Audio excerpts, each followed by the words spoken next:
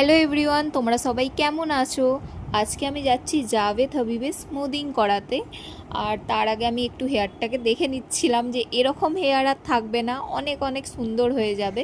আর সামনেই তো পুজো চলে এলো, তার আগে অনেকগুলো অকেশন আছে, যেরকম জন্মাষ্টমী, রাখি।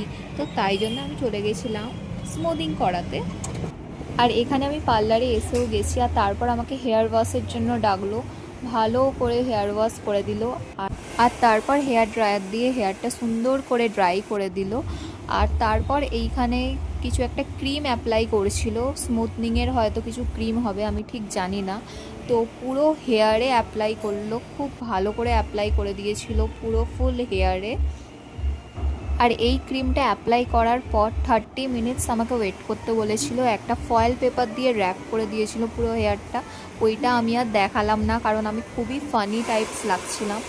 আর তারপর আমার হেয়ারটা আবার ওয়াশ করে দিল, আর আবার থেকে ড্রাই করে দিল হেয়ারটা হেয়ার ড্রায়ার দিয়ে।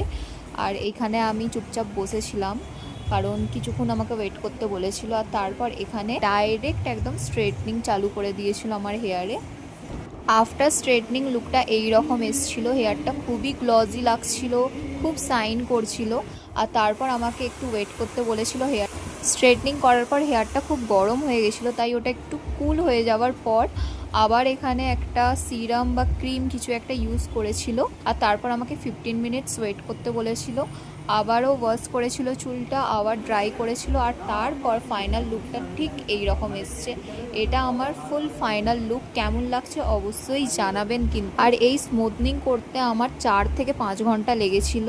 আর তারপর আমি বাড়ি যাওয়ার পথে আমি এখানে ফুচকা খাচ্ছিলাম, কারণ প্রচুর ক্রেভিং হচ্ছিল ফুচকার। আর তারপর আমি এখানে বাড়ি চলে এসেছি। আর এসে আমি আমার মাকে দেখাচ্ছিলাম আমার ফাইনাল লুকটা। আপনাদেরও কেমন লাগলো অবশ্যই কিন্তু জানাবেন। আর কারা কারা আমার মতন স্মুথনিং করছেন বা অন্য কোনো কিছু করছেন আমাকে অবশ্যই কমেন্টে জানাবেন। Bye bye.